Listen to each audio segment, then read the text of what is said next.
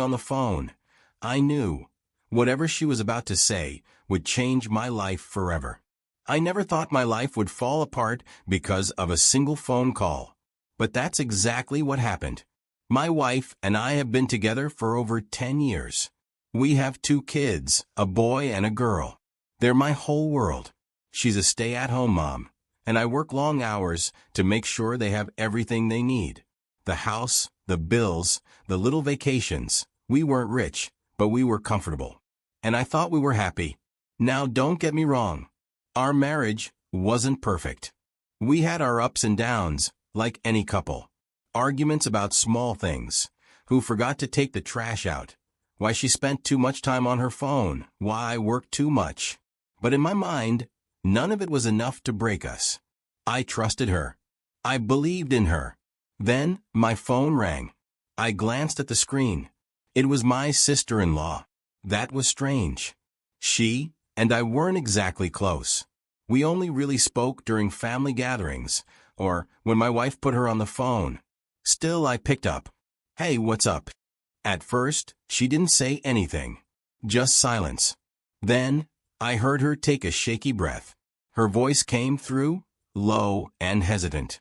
"I don't know how to say this," she started. "Then don't," I half-joked, trying to lighten whatever mood she was in. She didn't laugh. Instead, there was a long pause. "It's your wife. She's been cheating for months." At first, I almost laughed. Not out of amusement, but because the idea itself felt ridiculous. My wife? The woman who stayed home with our kids, who barely had time for herself. It didn't make sense. But the more she spoke, the more her words started to cut through my disbelief. She wasn't exaggerating. She wasn't mistaken. She was telling me something she had been holding in for too long.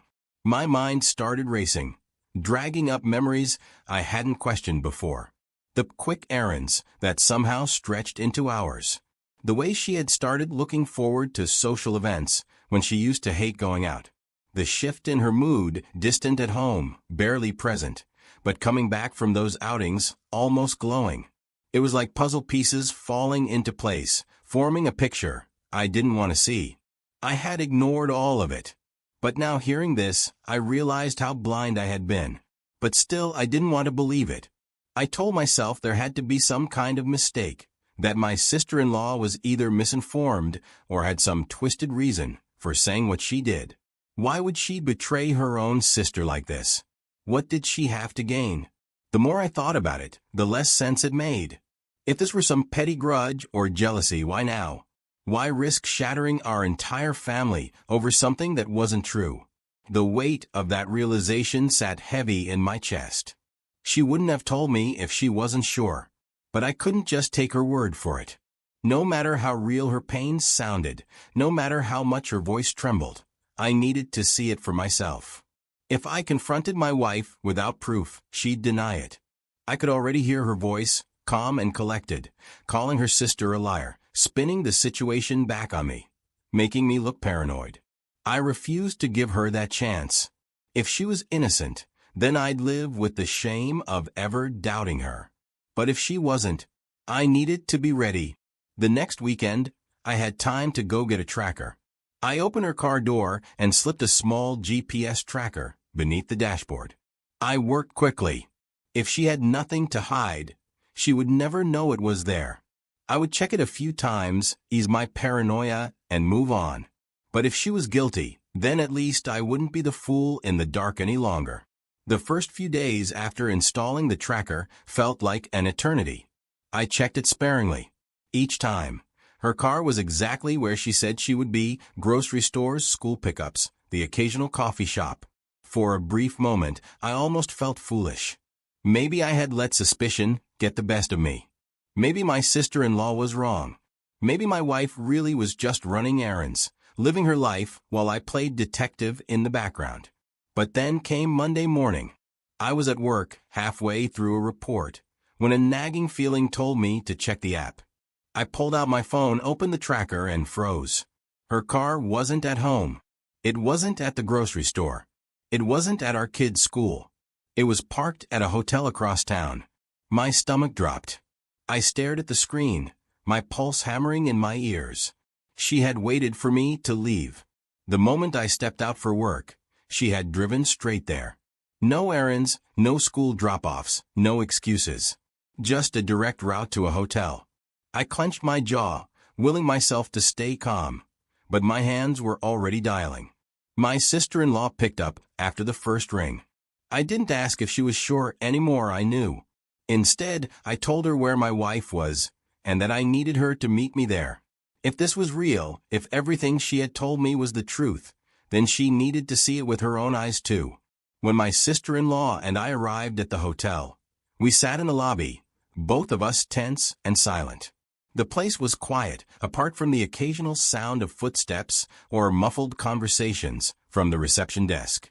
My hands were clasped together, my knee bouncing slightly, but I forced myself to stay still.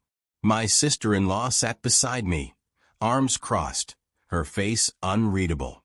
She hadn't spoken much since we arrived, but she didn't need to.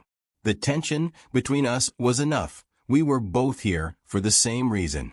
I pulled out my phone, inhaled deeply, and dialed my wife's number. My voice came out calm, steady, too steady. "Hey, babe. I came home and couldn't find you. Something happened at home. Where are you? Can you come back now?" There was silence on the other end. Then I heard a shuffle, the sound of sheets moving, hurried footsteps.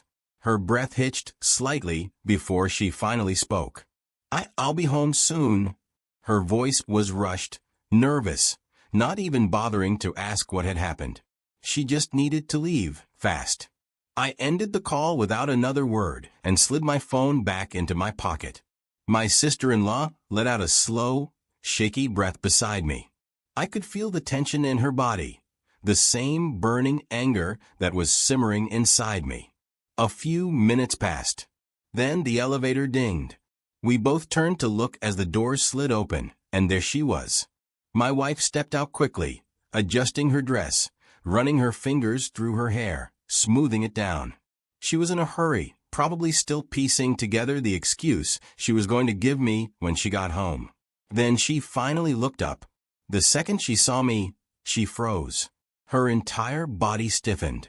I saw the panic in her eyes, the sheer, unmistakable horror of a person caught in the act. Her mouth opened slightly, like she wanted to say something, but no words came out. Then her gaze shifted. She saw her sister sitting next to me. Whatever excuse she had been preparing in her head, it died right there. There was nothing left to say.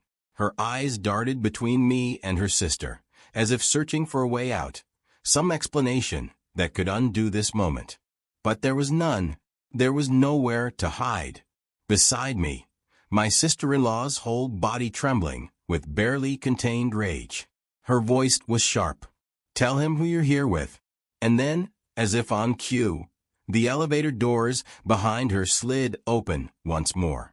Out stepped him. I barely registered his face before my wife spun around, her breath hitching in her throat. Her body stiffened, and her shoulders tensed.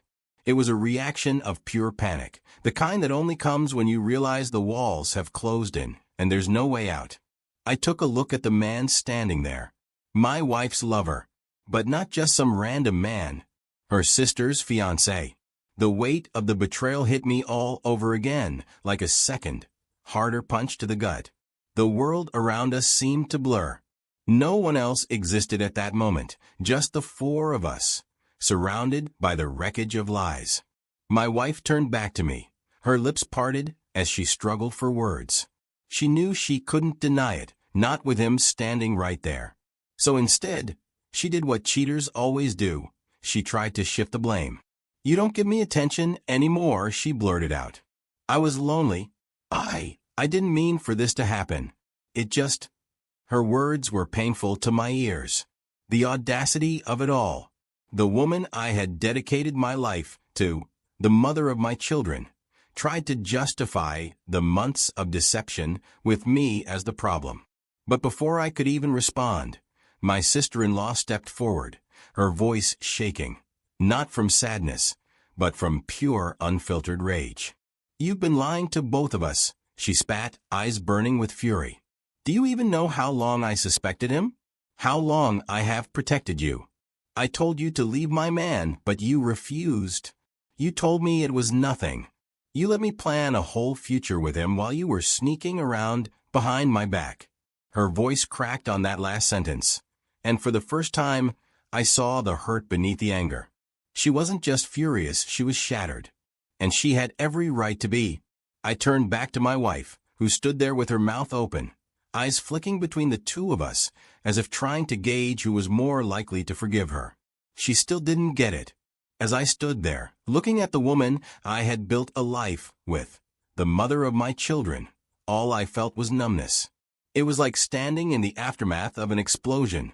Everything around me was in ruins, but my mind was unable to process the destruction. My wife had destroyed our family. My sister-in-law had lost the man she was supposed to marry. And me? I had lost something too. Not just my marriage, but the illusion I had been living under, the belief that my love and loyalty meant something. I had spent years providing for a woman who, in the end, had chosen to betray me in the worst way possible. And now, I stood at a crossroads, uncertain of what came next. I could walk away, cut my losses, and leave her behind, thinking only of my kids.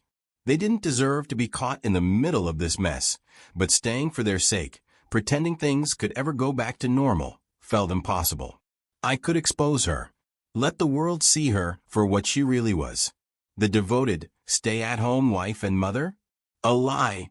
The woman who smiled at family gatherings, pretending to be the perfect partner? A fraud. I could make sure that when people looked at her, all they saw was the truth. Or I could seek revenge. But what would that even look like? An affair of my own? Destroying her financially and emotionally?